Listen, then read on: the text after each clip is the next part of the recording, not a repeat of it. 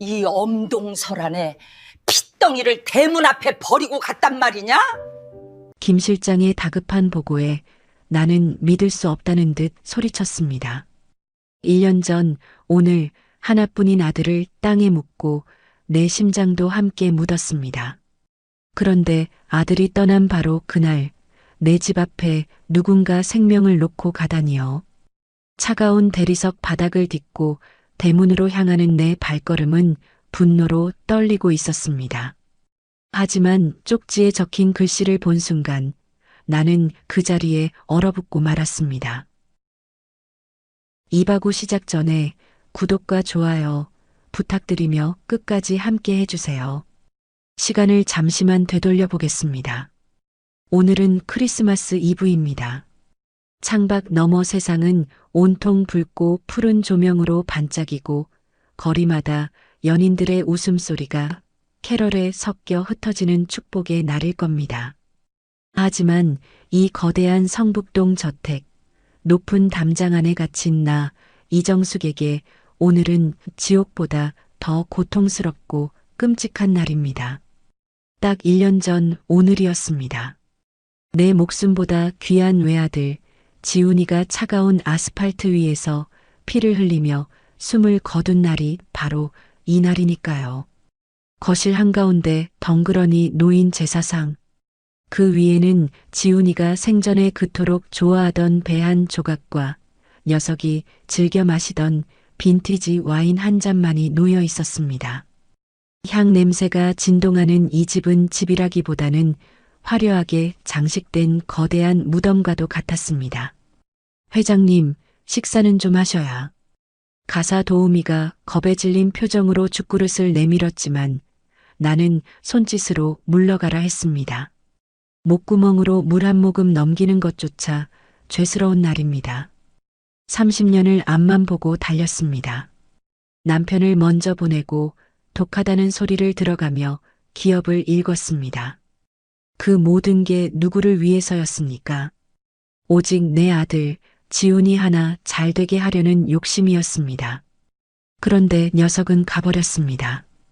대한민국 재계 순위 10위, 철의 여인이라 불리는 이정숙 회장이 가진 수천억의 재산이 자식의 목숨 하나를 살리지 못했습니다.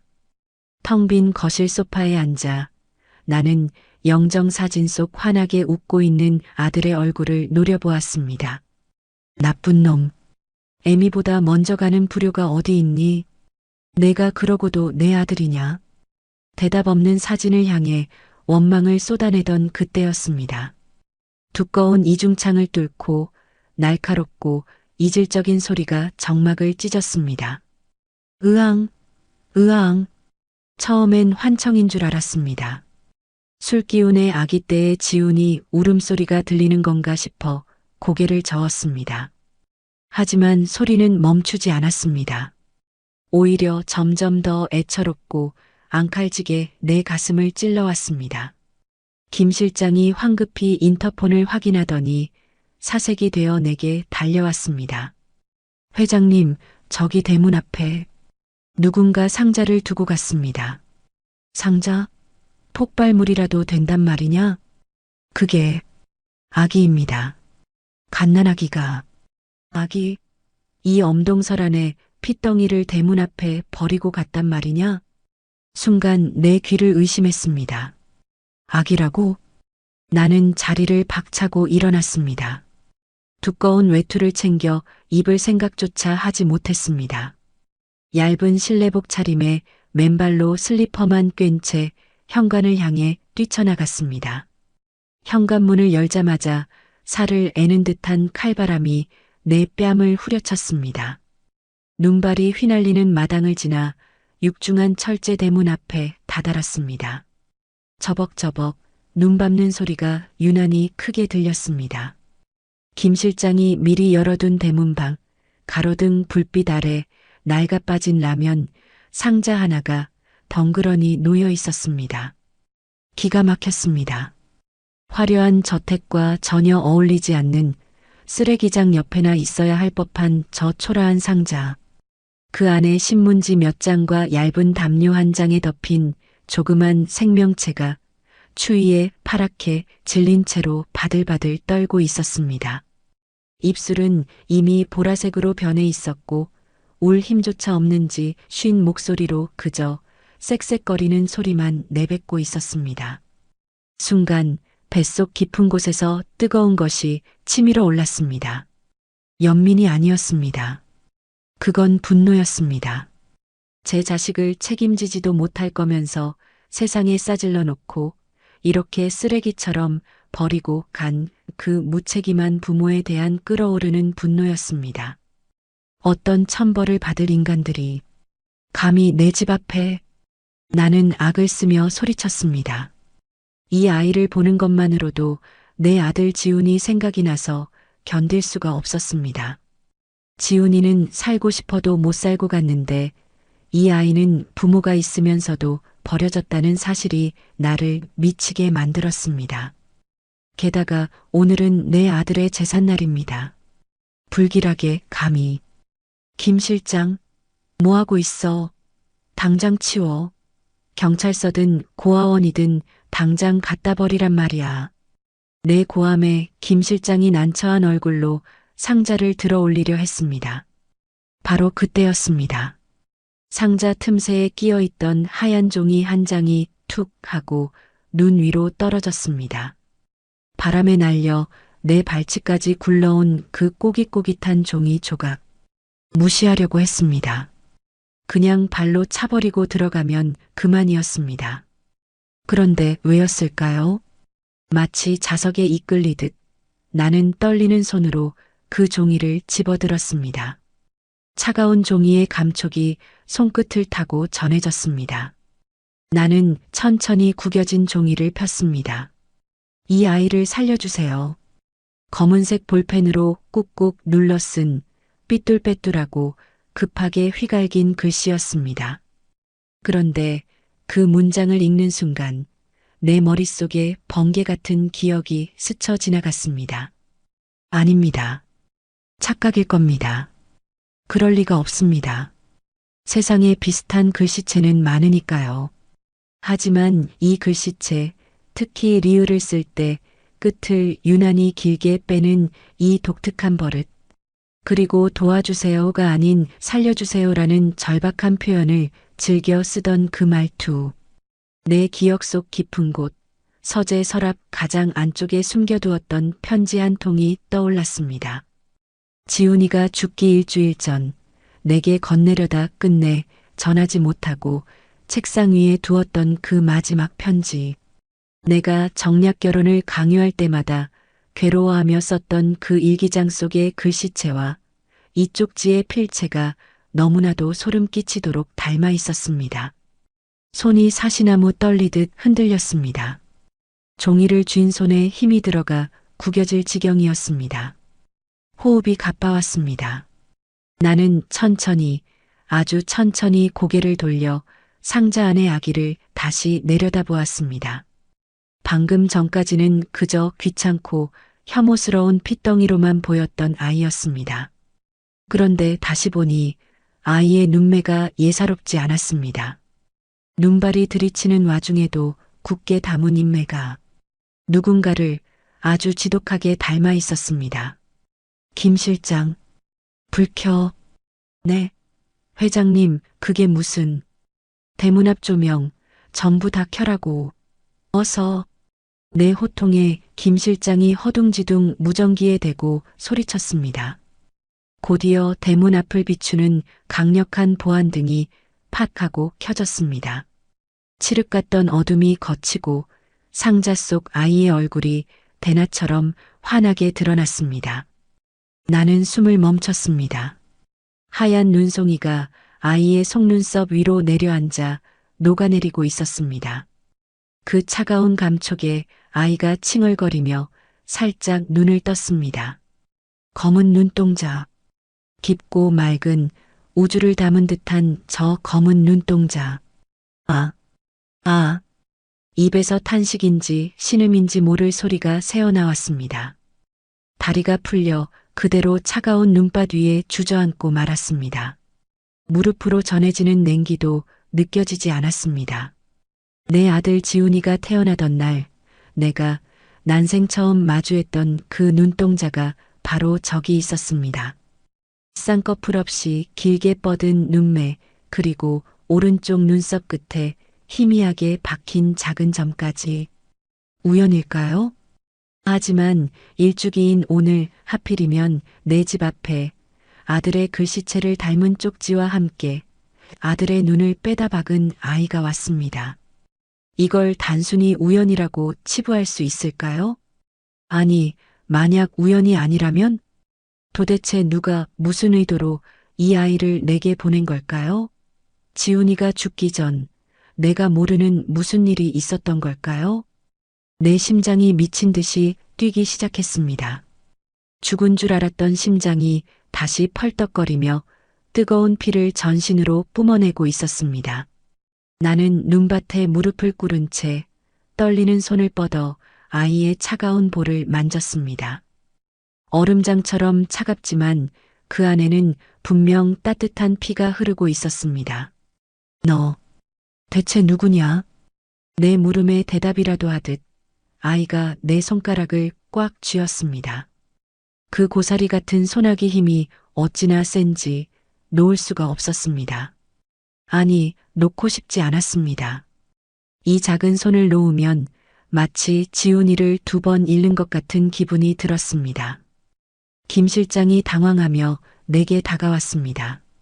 회장님, 이러시다 병나십니다. 일단 들어가시죠. 아이는 제가 알아서. 손대지 마라. 나는 나직하지만 단호하게 말했습니다. 그리고 상자째로 아이를 들어 품에 안았습니다. 묵직한 무게감이 가슴으로 전해졌습니다. 이 아이 내가 데리고 들어간다. 품에 안은 아이의 몸은 여전히 얼음장처럼 차가웠습니다. 거친 숨을 몰아쉬며 현관을 들어서자 집안에 훈훈한 온기가 훅 끼쳐왔습니다. 바깥의 칼바람과는 딴판인 이 평온한 공기가 내 품에 안긴 작은 생명의 위태로움을 더욱 비현실적으로 느끼게 했습니다. 회장님, 어쩌시려고 그러십니까? 일단 내려놓으세요. 옷부터 갈아입으시고. 김 실장이 기겁하며 달려와 아이를 받아들려 했지만 나는 고개를 저었습니다. 이상한 일이지요. 낯선 핏덩이일 뿐인데 이 아이를 남의 손에 맡기는 순간 영영 사라져버릴 것 같은 불안감이 들었습니다. 마치 1년 전 병원 영안실에서 지훈이의 시신을 마지막으로 붙들고 놓지 못했던 그때처럼 말입니다. 물 받아라. 따뜻하게. 네. 하지만 회장님. 2번 말하게 하지 마. 당장 욕조에 물부터 받아. 내 섯을 퍼런 고함에 김 실장이 욕실로 뛰어들어갔습니다. 나는 소파에 털썩 주저앉았습니다. 그제야 긴장이 풀린 듯 온몸이 덜덜 떨려왔습니다. 품 안의 아이는 여전히 눈을 감은 채 갓 잡은 물고기처럼 파닥거리고 있었습니다. 온몸이 녹으면서 통증이 밀려오는지 아이는 소리 없는 비명을 지르며 내 가슴을 파고들었습니다. 그 작은 머리통을 내려다보며 나는 혼란스러웠습니다. 내가 지금 무슨 짓을 하고 있는 걸까요? 내 아들 지훈이를 잡아먹은 이 저주받은 날에 굴러들어온 불청객. 당장 경찰에 신고해서 치워버려도 모자랄 판에 내가 이 아이를 끌어안고 있다니요. 하지만 아까 대문 밖 조명 아래서 보았던 그 눈동자. 지훈이를 닮아도 너무 닮은 그 눈매가 잔상처럼 뇌리에 박혀 지워지지가 않았습니다.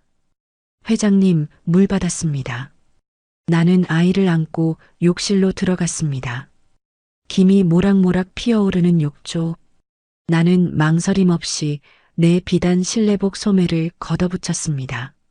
김 실장이 놀라 손사래를 쳤지만 나는 그를 밖으로 내보냈습니다. 나가 있어. 내가 한다. 평생 손에 물 한 방울 안 묻히고 살아온 나였습니다. 지훈이 키울 때조차 유모 손에 맡겼던 내가 생면부지의 아이를 씻기겠다고 나선 겁니다. 나조차도 나를 이해할 수 없었습니다. 그저 무언가에 홀린 듯 아이를 감싼 낡은 담요를 벗겨냈습니다. 담요를 걷어내자 드러난 아이의 몸은 처참했습니다. 뼈가 드러날 정도로 앙상한 갈비뼈, 엉덩이와 허벅지에 붉게 돋은 발진들. 얼마나 굶었는지 배는 홀쭉하게 말라붙어 있었습니다. 그 비참한 몰골을 보는 순간 가슴 한구석이 찌릿하게 저려왔습니다. 쯧쯧. 애미아비가 어떤 인간들이길래 애를 이 지경으로 만들었어. 혀를 차며 아이를 따뜻한 물속에 조심스레 담갔습니다. 물이 닿자 아이가 자지러지게 울음을 터뜨렸습니다. 으앙, 으앙. 그 울음소리가 욕실의 타일 벽을 타고 쩌렁쩌렁 울렸습니다. 아까 밖에서 들었던 가냘픈 소리와는 달랐습니다. 살려달라고, 살고 싶다고 악을 쓰는 것 같은 생명력 넘치는 울음이었습니다. 따뜻한 물을 손으로 끼얹으며 아이의 온몸을 문질러 주었습니다. 그러다 내 손이 아이의 등 뒤에 멈췄습니다. 어깨뼈 아래 아주 작은 몽고 반점 하나. 내 심장이 다시 한번 덜컥 내려앉았습니다. 지훈이도 그랬습니다. 지훈이도 태어날 때 딱 저 자리에 저런 모양의 푸른 점이 있었습니다.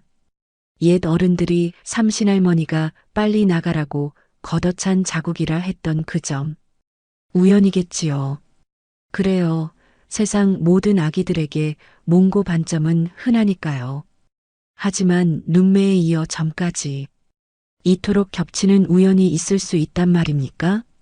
나는 떨리는 손으로 아이의 얼굴을 씻겼습니다. 따뜻한 물 기운에 혈색이 돌기 시작한 아이의 얼굴은 볼수록 기가 막히게 지훈이의 어릴 적 모습을 닮아 있었습니다. 설마 너 진짜 지훈이랑 무슨 관계가 있는 거냐? 허공에 대고 묻듯 중얼거렸지만 돌아오는 건 아이의 울음소리뿐이었습니다. 목욕을 마친 아이를 큰 수건으로 감싸 안고 나오니 김 실장이 급하게 사온 분유와 젖병을 들고 대기하고 있었습니다. 회장님, 일단 이거라도. 내가 젖병을 물려주자 아이는 며칠 굶은 짐승처럼 허겁지겁 젖을 빨기 시작했습니다. 꿀꺽, 꿀꺽. 목구멍으로 넘어가는 소리가 어찌나 힘찬지 보고 있는 내가 다 숨이 찰 지경이었습니다. 배가 찼는지 아이는 금세 잠이 들었습니다. 내 침대 한가운데 세상 모르고 잠든 아이. 그 평온한 얼굴을 내려다보고 있자니 망감이 교차했습니다. 불과 1시간 전까지만 해도 죽고 싶을 만큼 괴로웠던 이 밤이 이 낯선 아이 하나 때문에 정신없이 흘러갔습니다. 나는 아이 옆에 털썩 주저앉아 아까 챙겨두었던 그 쪽지를 다시 꺼내 들었습니다. 물에 젖어 쭈글쭈글해진 종이. 이 아이를 살려주세요. 다시 봐도 지훈이의 필체와 너무나 흡사했습니다. 나는 돋보기를 꺼내 들고 쪽지를 샅샅이 뜯어보았습니다. 종이의 질, 잉크의 번짐, 그리고 뒷면까지. 그때였습니다. 쪽지 뒷면 귀퉁이에 희미하게 찍힌 도장 자국 같은 것이 눈에 들어왔습니다. 물에 젖어 번졌지만 자세히 들여다보니 글자가 보였습니다. 2024년 12월 24일 세이망병원. 날짜 2024년 12월 24일. 그날은 바로 지훈이가 사고를 당한 날이 아닙니까? 그리고 1년 전 오늘 세이망병원? 낯선 이름이 아니었습니다. 어디선가 들어본 적이 있는 아주 익숙한 이름이었습니다. 내 기억의 서랍을 뒤지기 시작했습니다. 기업 후원 목록이었나? 아니면 지훈이가 입원했던 병원 중 하나였나? 아니었습니다. 그 이름은 지훈이의 서재에서 본 적이 있었습니다. 나는 자리를 박차고 일어났습니다. 잠든 아이가 깨지 않도록 조심스레 그러나 다급하게 발걸음을 옮겼습니다. 복도 끝 굳게 닫혀있던 방. 1년 동안 단 한 번도 열지 않았던 지훈이의 방. 문을 열자 주인 잃은 방 특유의 서늘한 공기와 먼지 냄새가 코를 찔렀습니다. 모든 것이 1년 전 그대로 멈춰 있는 공간. 책상 위에 놓인 읽다 만 책, 옷걸이에 걸린 재킷, 그리고 벽에 걸린 우리 모자의 사진. 나는 홀린 듯 책상으로 다가갔습니다. 지훈이가 죽고 나서 유품을 정리하려다 차마 손대지 못하고 덮어두었던 서류 더미들. 그 속을 미친 듯이 뒤지기 시작했습니다. 통장, 영수증, 계약서. 아니야, 이게 아니야. 분명히 봤어. 그 병원 이름. 손이 떨려 종이들이 바닥으로 우수수 쏟아졌습니다. 그때 낡은 다이어리 하나가 툭 떨어지며 펼쳐졌습니다. 지훈이가 대학 시절부터 써오던 갈색 가죽 다이어리. 나는 떨리는 손으로 다이어리를 집어들었습니다. 아무 페이지나 펼쳐진 곳에는 지훈이의 낯익은 필체로 메모가 빼곡했습니다. 그리고 그 사이에 끼어 있던 반으로 접힌 영수증 한 장, 후원금 납입 증명서, 수령처 미혼모 보호시설 새희망센터 부설 새희망병원, 후원자 강지훈, 새희망, 병원, 맞았습니다. 쪽지에 적힌 그 병원. 그런데 병원만이 아니었습니다. 그 옆에 적힌 날짜들. 지훈이는 매달 꼬박꼬박 그곳에 거액을 후원하고 있었습니다.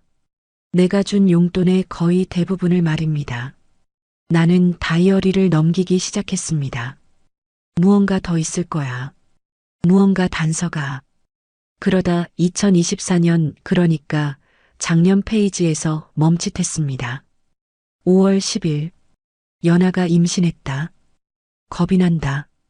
어머니가 아시면. 하지만 나는 이 아이를 지킬 것이다. 8월 20일. 어머니가 또 선 자리를 강요하셨다. 죄송해요, 어머니. 제겐 이미 사랑하는 사람이, 그리고 지켜야 할 생명이 있어요. 12월 20일. 곧 아이가 나온다. 크리스마스 즈음이 예정일이다. 이번 크리스마스엔 어머니께 모든 걸 말씀드리고 용서를 빌어야지. 연아와 우리 아기를 받아달라고. 다이어리를 쥔 손에서 힘이 빠져나갔습니다. 바닥으로 툭 떨어진 다이어리 위로 내 눈물이 뚝뚝 떨어졌습니다. 임신? 아이? 사랑하는 사람? 나는 전혀 몰랐습니다. 지훈이에게 여자가 있었다니. 그것도 아이까지 가졌다니. 내가 그토록 정략 결혼을 밀어붙이며 아들을 괴롭힐 때 녀석은 혼자서 그 무거운 비밀을 껴안고 끙끙 앓고 있었던 겁니다. 그리고 12월 24일, 지훈이가 죽던 날, 그날 녀석은 나에게 오고 있었습니다. 그냥 온 게 아니었습니다. 이 비밀을, 이 엄청난 사실을 고백하고 용서를 빌기 위해 오던 길이었습니다. 그러다 그 사고가, 지훈아, 이 바보 같은 녀석아. 가슴을 쥐어뜯으며 오열이 터져 나왔습니다. 그럼 저 방에 누워있는 저 아이가, 저 핏덩이가 내 손주란 말이냐? 내가 목숨 걸고 지키려 했던 내 핏줄이란 말이냐? 쪽지의 병원 이름과 다이어리 속의 기록이 하나의 화살표가 되어 저 아이를 가리키고 있었습니다. 하지만 아직 확실하지 않습니다. 연아라는 여자가 누구인지, 그 아이가 정말 저 아이인지 확인해야 합니다. 나는 눈물을 닦아냈습니다. 슬퍼하고 있을 때가 아닙니다. 만약 저 아이가 진짜 내 손주라면, 지훈이가 남긴 유일한 핏줄이라면, 나는 지금껏 지훈이에게 못다한 빚을 갚아야 합니다. 나는 책상 위에 놓인 내선 전화기를 들었습니다. 새벽 3시가 넘은 시각. 하지만 상관없었습니다. 여보세요. 김 실장. 수화기 너머로 김 실장의 잠긴 목소리가 들려왔지만 나는 개의치 않고 차갑게 지시했습니다. 지금 당장 사람 풀어. 새희망병원이라는 곳, 그리고 연아라는 여자. 샅샅이 뒤져. 1년 전 기록부터 오늘까지 먼지 하나도 놓치지 말고 다 찾아내. 네, 갑자기 그건 왜? 잔말 말고 시키는 대로 해. 날 밝기 전까지 보고해. 내 아들 지훈이. 녀석이 죽기 전 마지막 행적과 관련된 일이야. 전화를 끊은 나는 다시 아이가 잠든 내 방으로 돌아왔습니다. 침대 위 곤히 잠든 아이의 얼굴은 평온해 보였습니다. 나는 침대맡에 앉아 아이의 머리를 쓰다듬었습니다. 아까는 보이지 않던 것들이 보이기 시작했습니다. 지훈이의 이마, 지훈이의 코, 그리고 지훈이의 인매. 이 아이의 몸 구석구석에 내 아들이 살아 숨쉬고 있었습니다. 그래, 내가 만약 내 핏줄이라면 나는 아이의 작은 손을 내 검지로 살며시 감싸쥐었습니다. 아이는 꿈결에도 내 손가락을 꼭 쥐어주었습니다. 그 온기가 내 차가운 심장을 다시 한번 덮여주었습니다. 할미가 다 밝혀낼 거다. 내 아비가 억울하게 못다한 말 내가 다 들어줄 거야. 그러니 조금만 기다려라. 창밖에는 여전히 눈이 내리고 있었습니다. 하지만 더 이상 춥지 않았습니다. 내 방 안에는 그리고 내 가슴 속에는 1년 만에 처음으로 뜨거운 불씨가 타오르고 있었으니까요. 그 밤 나는 한숨도 자지 못했습니다. 지훈이의 다이어리를 읽고 또 읽으며 녀석이 남긴 사랑과 고통의 흔적을 더듬었습니다. 그리고 날이 밝아오기만을 기다렸습니다. 진실이라는 잔인하고도 거대한 파도와 마주할 준비를 하면서 말입니다. 창밖이 푸르스름하게 밝아오고 있었습니다. 밤새 내리던 눈은 그쳤지만 세상은 온통 하얗게 뒤덮여 있었습니다. 나는 뜬 눈으로 밤을 지새웠습니다. 칠순을 바라보는 나이의 밤샘이라니 평소 같으면 상상도 못할 일이었지만 피곤함조차 느껴지지 않았습니다. 내 시선은 오직 한 곳, 침대 중앙에 누워 새근거리는 작은 생명체에게 고정되어 있었습니다. 아이가 옹알거리며 몸을 뒤척였습니다. 그 작은 입술이 오물거리는 모습을 보며 나는 조심스레 검지손가락을 아이의 뺨에 갖다 대 보았습니다. 따뜻했습니다. 어젯밤에 그 얼음장 같던 냉기는 온데간데 없고 말랑하고 보드라운 온기가 손끝을 타고 전신으로 퍼져나갔습니다. 이게 꿈이 아니라는 증거였습니다. 내 아들 지훈이가 죽은 지 1년, 그 녀석이 남긴 핏줄이 내 침대 위에 누워 숨을 쉬고 있다는 이 기막힌 현실. 지훈아, 내가 보낸 거니? 나는 밤새 읽고 또 읽어 너덜너덜해진 지훈이의 다이어리를 다시 펼쳤습니다. 눈물 자국으로 얼룩진 페이지들. 그 속에 담긴 아들의 절규가 밤새 내 가슴을 난도질했습니다. 2024년 8월 20일. 어머니가 또 선 자리를 잡으셨다. 이번엔 KS그룹 막내딸이라고 하신다. 숨이 막힌다. 연아에게 미안해서 얼굴을 볼 수가 없다. 어머니는 내 행복보다 회사의 주가가 더 중요하신 걸까? 사랑 없는 결혼이 얼마나 끔찍한지 어머니도 아버지를 보며 겪으셨으면서 왜 나에게 똑같은 지옥을 강요하시는 걸까? 지옥. 내 아들은 내 곁을 지옥이라고 썼습니다. 가슴 한복판에 대못이 박히는 것 같았습니다. 나는 떨리는 손으로 가슴을 움켜쥐었습니다. 기억납니다. 그날 8월 20일 저녁, 청담동의 고급 일식집이었습니다. 나는 지훈이를 불러내 다짜고짜 맞선 상대의 프로필 사진을 들이밀었습니다. 이번엔 얌전하고 배운 아가씨다. 미술 전공이라니 내 녀석 감성하고도 맞을 게야. 다음 주 주말에 시간 비워라. 내 말에 지훈이는 젓가락을 내려놓으며 고개를 저었습니다. 그날따라 녀석의 얼굴이 유난히 창백했습니다.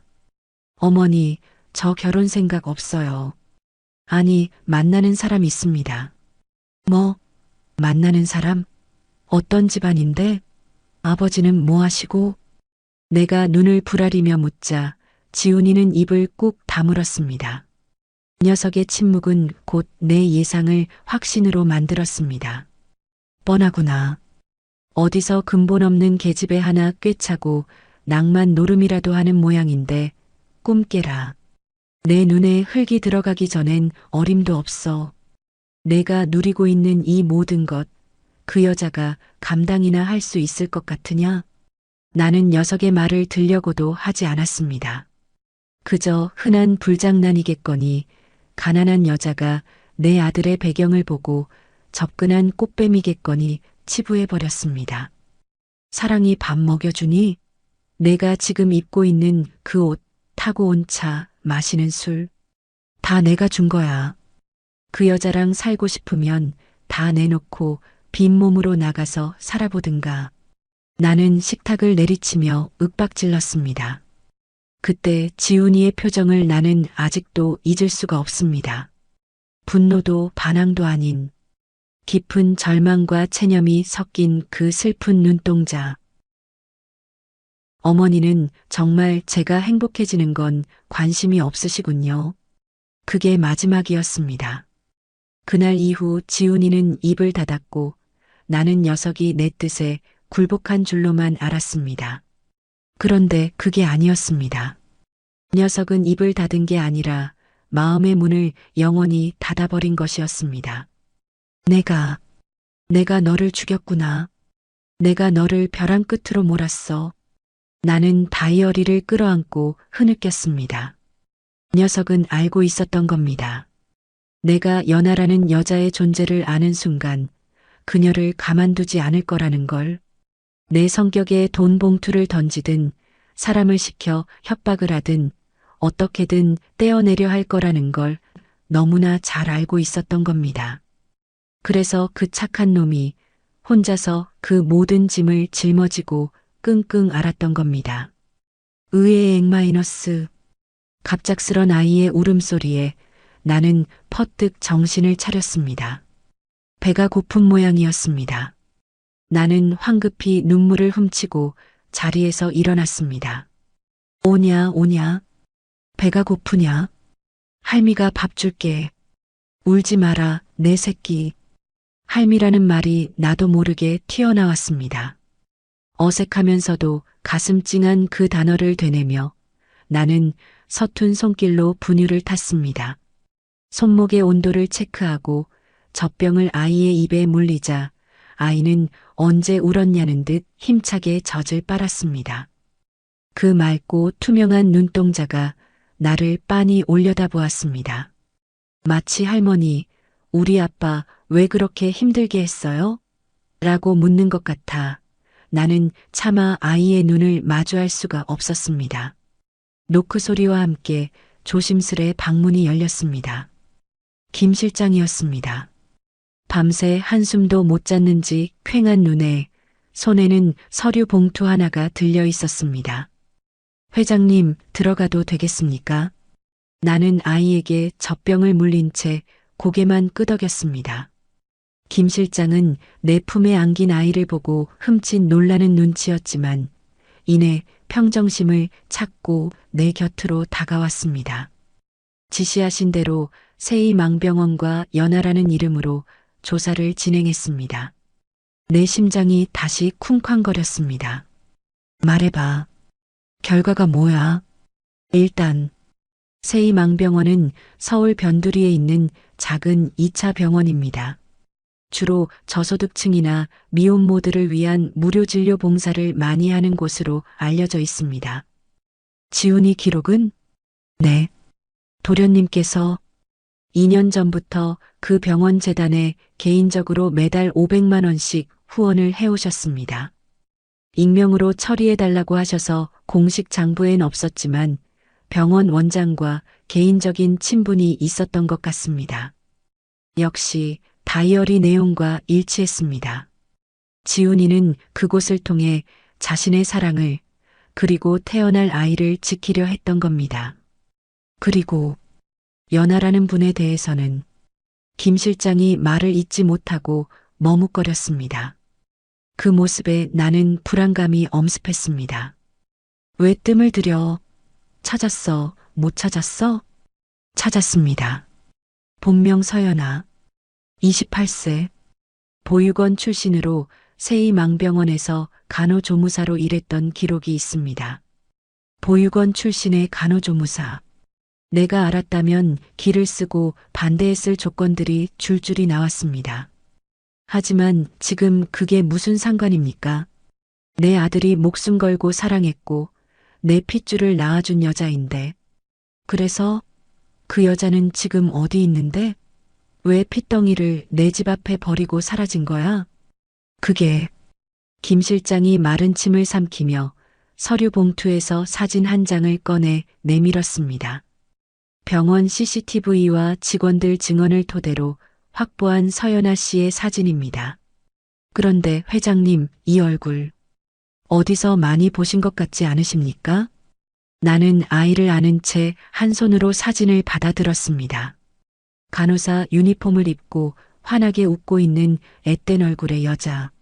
화장기 없는 수수한 얼굴에 눈매가 선하고 맑은 아가씨였습니다. 그런데 김 실장의 말대로였습니다. 낯이 익었습니다. 단순히 길 가다 스친 인연이 아니었습니다. 내 기억 속 어딘가에 분명히 존재하는 얼굴이었습니다. 이건 내 머릿속에 2년 전의 기억이 스파크처럼 튀어올랐습니다. 지훈이가 병원에 입원했을 때였습니다. 과로로 쓰러진 아들을 보러 VIP 병동에 갔을 때 지훈이의 침대 시트를 갈아주던 그 아가씨.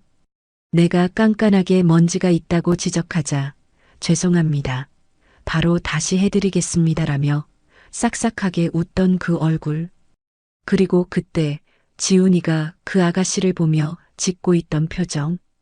어머니인 나에게조차 한 번도 보여준 적 없던 세상에서 가장 다정하고 따뜻했던 그 미소. 아, 세상에. 나는 입을 틀어막았습니다.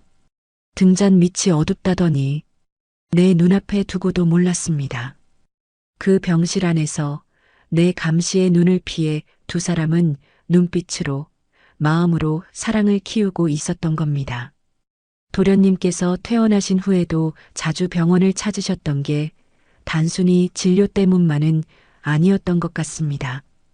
김 실장의 보고가 이어졌습니다. 그런데 회장님, 더 중요한 문제가 있습니다. 뭐야, 또 뭐가 있어? 서연아 씨의 현재 행방입니다. 병원 기록에 따르면 서연아 씨는 작년 12월 25일, 그러니까 도련님이 돌아가신 다음 날 새벽에 아이를 출산했습니다. 12월 25일? 지훈이는 24일에 죽고 아이는 25일에 태어났다. 아비가 죽은 줄도 모르고 세상에 나온 아이. 아니, 어쩌면 그 어미는 만삭의 몸으로 아비의 부고를 듣고 쓰러져 출산을 했을지도 모릅니다. 상상만으로도 끔찍한 고통이었습니다. 그런데 출산 기록만 있고 퇴원 기록이 없습니다. 그게 무슨 소리야? 병원 측 말로는 서연아 씨가 출산 직후 아이를 안고 병원에서 사라졌다고 합니다. 그리고 그 이후로 1년 동안 국민건강보험 진료 기록도, 카드 사용 내역도, 통신 기록도 전무합니다. 전무하다니? 그럼 죽기라도 했단 말이냐? 생활 반응이 전혀 없습니다. 마치 증발한 것처럼요. 그런데 어젯밤 갑자기 회장님 댁 앞에 아이와 쪽지가 나타난 겁니다. 나는 사진 속 서연아의 웃는 얼굴을 멍하니 바라보았습니다. 생활 반응이 없다. 사라졌다. 불길한 예감이 등줄기를 타고 기어올랐습니다. 이 여자는 1년 동안 어디서 무엇을 하며 숨어 지냈을까요? 그리고 왜 하필 1년이 지난 오늘 이 아이를 내게 보냈을까요? 혹시 자신이 더 이상 아이를 돌볼 수 없는 상황, 즉 죽음을 예감하고 마지막으로 아이를 살리기 위해 내게 보낸 것은 아닐까요? 김 실장, 내 목소리가 덜덜 떨렸습니다. 찾아. 당장 찾아. 살아있으면 데려오고 만약 잘못됐다면 시신이라도 찾아내. 알겠습니다.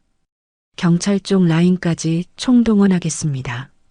김 실장이 나가고 방 안에는 다시 정적이 감돌았습니다.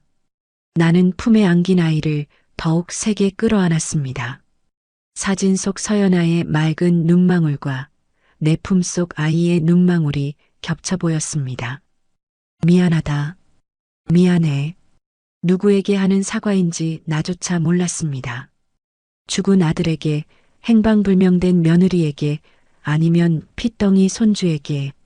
아니, 어쩌면 욕심과 오만에 눈이 멀어 가족을 파탄낸 나 자신에게 하는 말인지도 모릅니다. 그때였습니다. 김 실장이 두고 간 다이어리 사이에 끼어 있던 또 다른 종이 한 장이 팔락거리며 침대 밑으로 떨어졌습니다. 아까는 미처 보지 못했던 것이었습니다. 나는 허리를 숙여 그것을 주워들었습니다. 낡은 초음파 사진, 그리고 그 뒤에 적힌 지훈이의 글씨. 하늘이, 우리 아기 태명은 하늘이로 지었다. 연아가 하늘만큼 넓은 마음을 가진 아이로 자라라고 해서 어머니도 이 이름을 좋아하실까? 하늘이. 아이의 이름을 부르는 순간 참았던 눈물이 본물 터지듯 쏟아져 내렸습니다. 지훈아, 듣고 있니? 내 아들 이름 엄마가 이제야 불러보는구나. 하늘아. 내 손주 하늘아. 나는 아이의 이마에 입을 맞추며 맹세하고 또 맹세했습니다. 이 아이의 어미를 찾겠다고. 살아서 만나든 죽어서 만나든 반드시 찾아내어 내 아들 옆에 자리를 마련해 주겠다고. 그것이 죄 많은 시어미가 할 수 있는 유일한 속죄임을 깨달으며 나는 아침 햇살 속에서 오열했습니다. 옷장 깊숙이 넣어두었던 검은색 코트를 꺼내 입었습니다. 거울 속에 비친 내 모습은 1년 전과 많이 달라져 있었습니다. 흰머리는 늘었고 눈가엔 깊은 주름이 패였습니다. 하지만 눈빛만은 달랐습니다.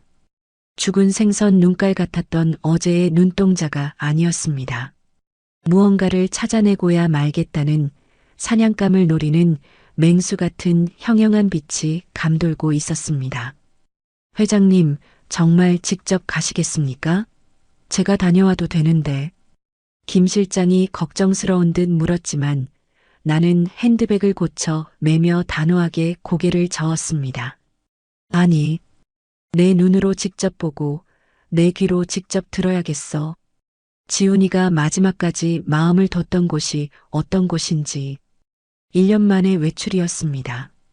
아들이 죽은 후 대문 밖으로 한 발자국도 나가지 않았던 나였습니다. 하지만 이제는 나가야 할 이유가 생겼습니다. 방 안 요람에서 곤히 잠든 하늘이. 유모에게 아이를 맡기며 나는 몇 번이나 신신당부했습니다. 잠시라도 눈 떼지 마라. 혹시라도 무슨 일 생기면 바로 김 실장한테 연락하고. 차 뒷좌석에 앉아 창밖을 스쳐 지나가는 풍경을 보았습니다. 세상은 여전히 분주하게 돌아가고 있었습니다. 나만 멈춰있던 시간이 이제야 다시 흐르는 기분이었습니다. 도착했습니다. 세이망병원입니다. 차가 멈춘 곳은 서울 변두리의 낡은 5층 건물 앞이었습니다. 페인트가 벗겨진 외벽, 빛 바랜 간판. 국내 굴지의 기업 회장 아들이 드나들기에는 너무나 초라한 곳이었습니다.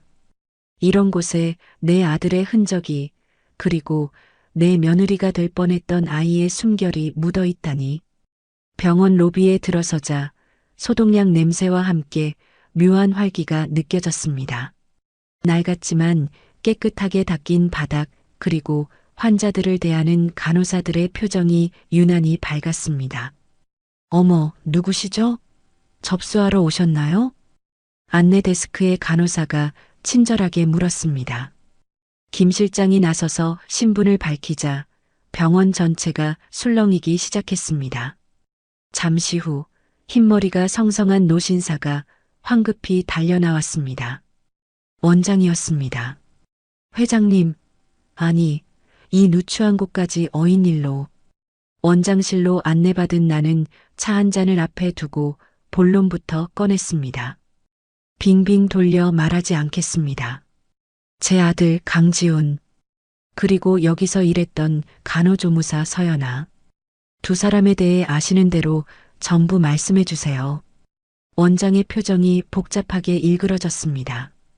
그는 깊은 한숨을 내쉬며 안경을 고쳐 썼습니다. 지훈 군, 아니, 강 이사님은 저희 병원의 은인이셨습니다. 2년 전 우연히 봉사활동을 왔다가 병원 사정이 어렵다는 걸 알고는 그때부터 남몰래 후원을 해주셨죠. 덕분에 갈 곳 없는 미혼모들과 독거노인들이 무료로 수술을 받을 수 있었습니다. 가슴이 먹먹했습니다. 나는 내 아들이 회사 돈이나 축내는 철없는 놈인 줄 알았습니다. 그런데 내 뒤에서 이렇게 훌륭한 일을 하고 있었다니. 부모인 나보다 낫다는 생각이 들어 얼굴이 화끈거렸습니다. 서연아 양은 여기서 제일 성실하고 착한 직원이었습니다. 지훈 군과 연아 양이 서로 마음을 주고받는다는 건 알았지만 신분 차이 때문에 다들 쉬쉬해줬죠. 그 아이가 작년 크리스마스에 여기서 아이를 낳았다고 들었습니다. 내 말에 원장의 눈빛이 흔들렸습니다. 그는 잠시 망설이다가 마치 고해성사라도 하듯 입을 열었습니다. 네, 맞습니다. 예정일보다 조금 일찍 진통이 왔죠. 지훈군 사고 소식이 뉴스에 나온 직후였습니다. 연아 양은 충격으로 하혈을 했고 응급수술 끝에 아들을 낳았습니다. 상상만 해도 끔찍했습니다. 사랑하는 사람의 죽음을 접하자마자 그 사람의 아이를 낳아야 했던 그 심정이 오죽했을까요? 나는 떨리는 손으로 찻잔을 꽉 쥐었습니다. 그런데 왜 출산 직후에 도망치듯 사라진 겁니까? 몸조리도 덜 된 상태였을 텐데. 원장이 주위를 두리번거리더니 목소리를 낮추며 몸을 앞으로 숙였습니다. 그게 사실은 연아 양이 누군가에게 쫓기고 있었습니다. 쫓겨? 누구한테? 모르겠습니다. 하지만 출산 며칠 전부터 병원 주변에 검은 양복을 입은 남자들이 어슬렁거렸습니다. 연아 양을 찾는 눈치였죠. 연아 양은 그들을 보고 사색이 되어서는 지훈 군에게도 알리지 말아달라고 신신당부했습니다. 내 머릿속이 복잡해졌습니다. 검은 양복의 사내들. 순간적으로 짚이는 곳이 있었습니다. 혹시 내가 과거에 사람을 시켜 뒷조사를 시켰던 게 아이에게 위협으로 느껴졌던 걸까요? 하지만 시기가 맞지 않았습니다. 나는 지훈이가 죽고 나서야, 아니 어제 쪽지를 보고 나서야 연아의 존재를 알았습니다. 그렇다면 대체 누가? 원장님, 혹시 그 남자들에 대해 더 기억나는 건 없습니까? 차 번호라든가 특징이라든가. 글쎄요. 아, 그러고 보니 한 가지 기억나는 게 있습니다. 그중 한 남자가 왼쪽 손등에 화상 흉터 같은 게 있었습니다. 꽤 크고 흉측해서 기억에 남습니다. 손등에 화상 흉터? 등골이 서늘해졌습니다. 화상 흉터, 낯선 특징이 아니었습니다. 내 기억 속 누군가가 스쳐 지나갔습니다. 하지만 설마 그럴 리가. 그때였습니다. 원장실 문이 벌컥 열리며 김 실장이 뛰어들어왔습니다. 평소 침착하던 그가 이토록 당황한 모습은 처음이었습니다. 회장님, 큰일 났습니다. 무슨 일이야? 왜 그래? 방금 집에서 연락이 왔습니다. 유모가 하늘이 분유를 사러 잠시 자리를 비운 사이에 누군가 집에 침입하려 했다고 합니다. 뭐라고? 나는 자리를 박차고 일어났습니다. 찻잔이 엎어지며 뜨거운 찬물이 테이블볼을 적셨지만 신경 쓸 겨를이 없었습니다. 하늘이는, 아이는 무사해? 네, 다행히 보안업체 경보가 울려서 놈들이 도망쳤다고 합니다. 하지만 뭐? CCTV에 찍힌 놈들 인상착의가 원장님이 말씀하신 그놈들과 비슷합니다. 검은 양복, 그리고 김 실장이 원장의 눈치를 보며 말을 아꼈지만 나는 직감했습니다. 놈들입니다. 1년 전 연하를 쫓던 그놈들이 이제는 내 손주 하늘이를 노리고 있는 겁니다. 대체 왜? 핏덩이 아이가 무엇을 안다고? 당장 가자. 차 대기시켜. 나는 원장에게 고개만 까딱 인사하고 병원을 뛰쳐나갔습니다. 머릿속이 하얗게 멍해지면서도 한편으론 분노가 들끓었습니다. 내 아들을 죽음으로 몰고 간 것도 모자라 이제 갓 태어난 손주까지 위협하는 자가 있다니. 차에 올라타자마자 나는 김 실장을 다그쳤습니다. 아까 하려던 말 마저 해. 그놈들 특징이 뭐라고? 김 실장이 백미러로 내 눈치를 살피며 조심스레 입을 열었습니다. CCTV 화면을 확대해 봤는데 도망치는 놈 중 한 명의 손등에 화상 흉터가 보였습니다. 확실했습니다. 원장이 말한 그놈이 맞습니다. 그리고 그 순간 내 기억 속에 퍼즐 조각이 하나 더 맞춰졌습니다. 손등의 화상 흉터. 내 남동생, 그러니까 지훈이의 외삼촌인 이태식 전무가 데리고 다니던 수행비서. 그자의 손등에도 그런 흉터가 있었습니다. 이 전무, 내 아들이 죽으면 회사의 경영권을 승계받을 1순위 후보.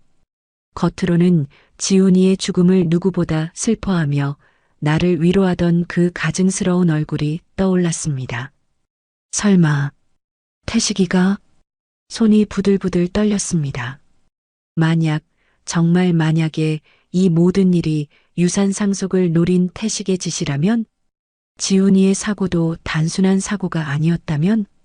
그리고 지훈이의 핏줄인 하늘이의 존재가 자신에게 방해가 될까봐 1년 전부터 연하를 쫓고 지금 하늘이까지 없애려 하는 거라면? 김 실장, 내 목소리는 이제 분노를 넘어 차갑게 가라앉아 있었습니다. 네, 회장님. 집으로 가는 게 아니야. 본사로 간다. 네, 지금 바로요? 하지만 댁에 계신 도련님. 아니, 하늘이가. 하늘이는 보안팀 더 붙여서 지키라고 해. 지금 중요한 건 놈들의 몸통을 확인하는 거야. 내 아들을 죽이고 내 손주까지 노리는 놈이 내 턱 밑에 있었다면 내 손으로 그 숨통을 끊어놔야겠어. 알겠습니다. 차가 방향을 틀어 도심을 향해 질주하기 시작했습니다. 창밖으로 보이는 풍경이 빠르게 뒤로 밀려났습니다. 마치 1년 동안 모르고 지냈던 진실들이 걷잡을 수 없이 나를 향해 돌진해 오는 것만 같았습니다.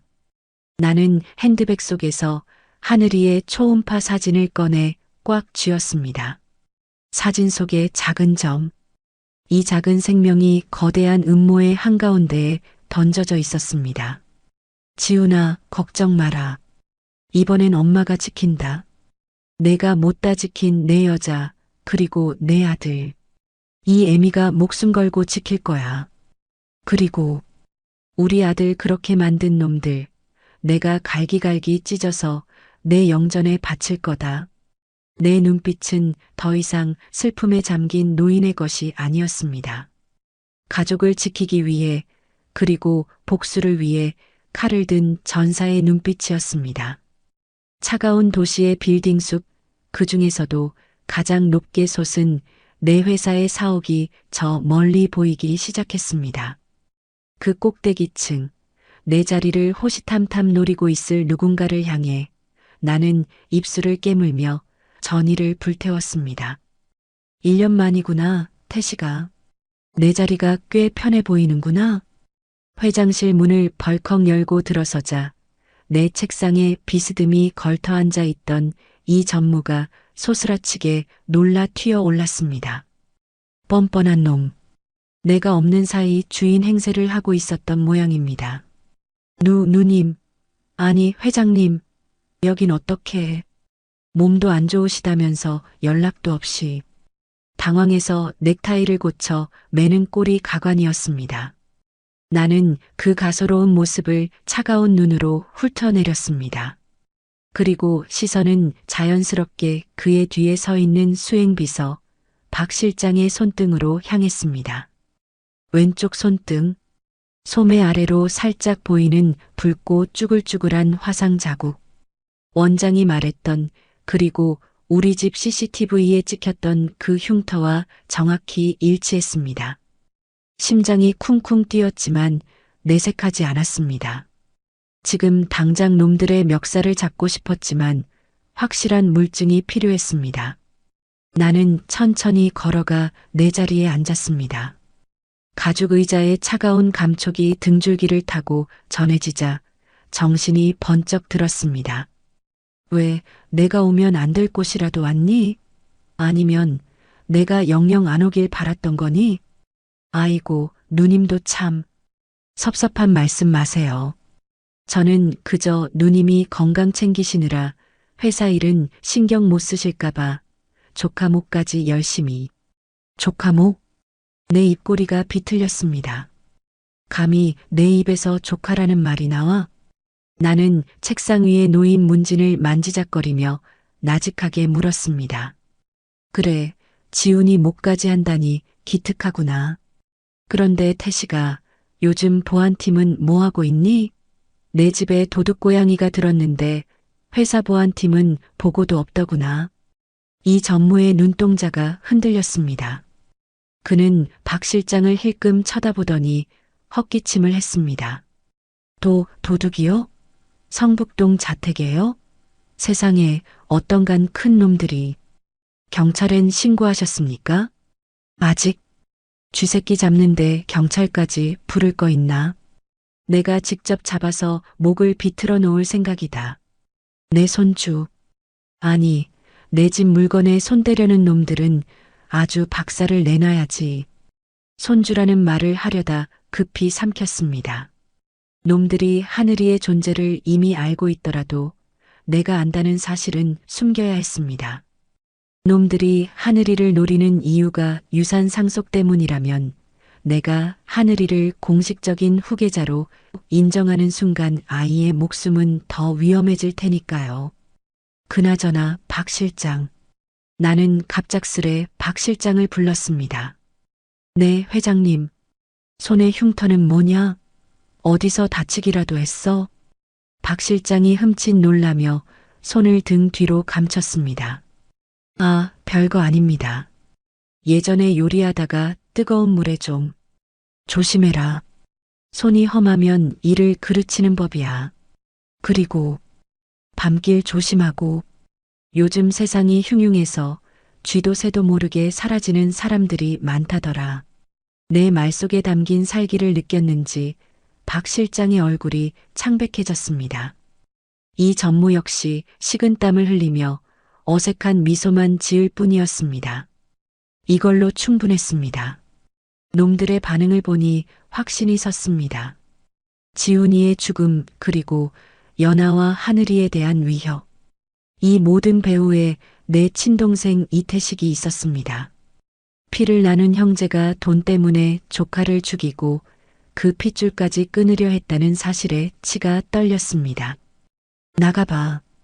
밀린 결제 좀 봐야겠다.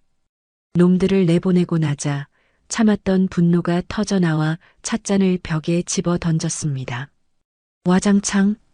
깨진 조각들이 흩어지는 소리가 마치 내 무너진 마음 같았습니다.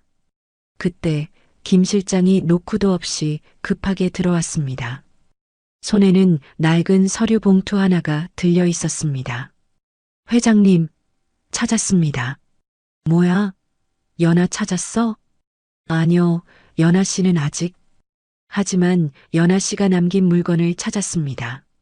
김 실장이 내민 것은 지하철 물품 보관함 영수증과 열쇠였습니다. 세이망병원 근처 지하철역 보관함입니다. 연아 씨가 사라지기 전날 이곳에 뭔가를 맡기는 모습이 CCTV에 찍혔습니다. 방금 직원을 시켜서 가져온 겁니다. 나는 떨리는 손으로 열쇠를 받아들고 김 실장이 가져온 상자를 열었습니다. 상자 안에는 낡은 일기장 2권과 USB 하나가 들어 있었습니다. 아가에게 쓰는 편지, 일기장 표지에 적힌 얌전한 글씨. 나는 숨을 죽이고 첫 번째 일기장을 펼쳤습니다. 2024년 5월 15일. 오늘 처음 내 심장 소리를 들었어. 콩닥콩닥. 세상에서 제일 아름다운 소리였어. 아빠는 너무 좋아서 어쩔 줄 몰라 하더라. 우리 아기 건강하게만 자라다오. 2024년 9월 10일. 아빠가 많이 힘든가 봐. 할머니가 무서우신가 봐. 그래도 아빠는 우리를 지키겠대. 나도 아빠 믿어. 우리 셋이 함께라면 어떤 시련도 이겨낼 수 있을 거야. 일기장 곳곳에 배어있는 행복과 불안, 그리고 지훈이에 대한 깊은 사랑. 읽는 내내 가슴이 미어지는 것 같았습니다. 이토록 맑고 순수한 아이를 내가, 그리고 내 동생이 지옥으로 몰아넣고 있었던 겁니다. 그리고 두 번째 일기장을 펼쳤을 때 분위기가 바뀌었습니다. 글씨체가 흔들리고 눈물 자국이 곳곳에 보였습니다. 2024년 12월 20일. 누가 우릴 미행하는 것 같아. 검은 양복을 입은 사람들. 지훈 씨한테 말하면 걱정할까봐 말 못했어. 너무 무서워. 2024년 12월 23일. 그 사람들이 내 앞에 나타났어. 아이를 지우라고 했어. 안 그러면 지훈 씨가 위험해질 거라고. 어떻게 해야 해? 나 때문에 지훈 씨가 다치면 어떡해? 이 전무놈들이 연하를 협박했던 겁니다. 지훈이를 볼모로 잡고, 그리고 마지막 페이지. 날짜는 12월 24일. 지훈이가 죽던 날 아침이었습니다. 지훈 씨가 오늘 어머니께 말씀드리러 간대. 다 잘 될 거라고, 이제 숨지 말고 당당하게 살자고 했어. 나도 용기를 낼게. 오늘 밤 크리스마스 선물처럼 당신을 기다릴게. 하지만 지훈이는 오지 않았습니다. 대신 그녀에게 날아든 건 아들의 부고 소식이었겠지요.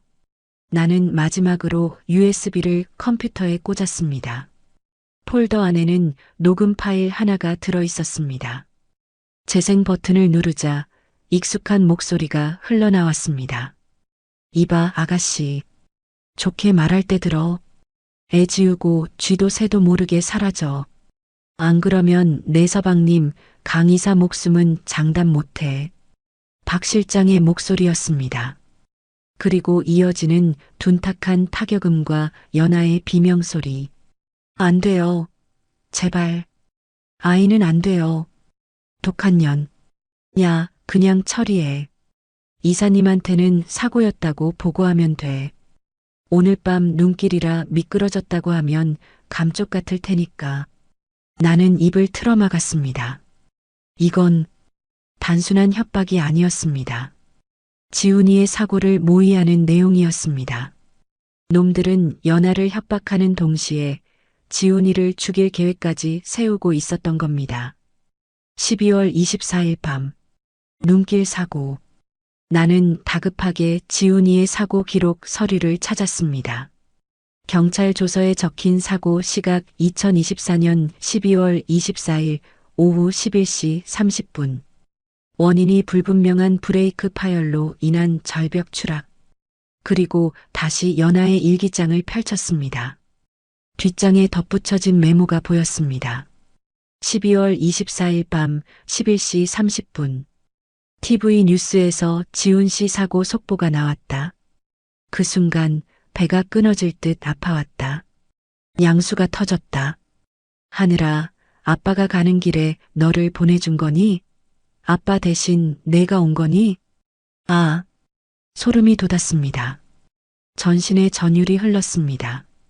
지훈이가 숨을 거둔 그 시각, 정확히 그 시각에 하늘이가 세상 밖으로 나오려 신호를 보낸 겁니다. 마치 죽어가는 아비가 제 영혼을 자식에게 불어넣기라도 한 것처럼. 이것은 우연이 아닙니다. 운명입니다. 하늘이 놈들에게 빼앗긴 내 아들의 생명을 이어받은 존재입니다. 김 실장, 이 녹음 파일 원본 복사해서 금고에 넣어. 그리고 경찰청장한테 바로 연결해.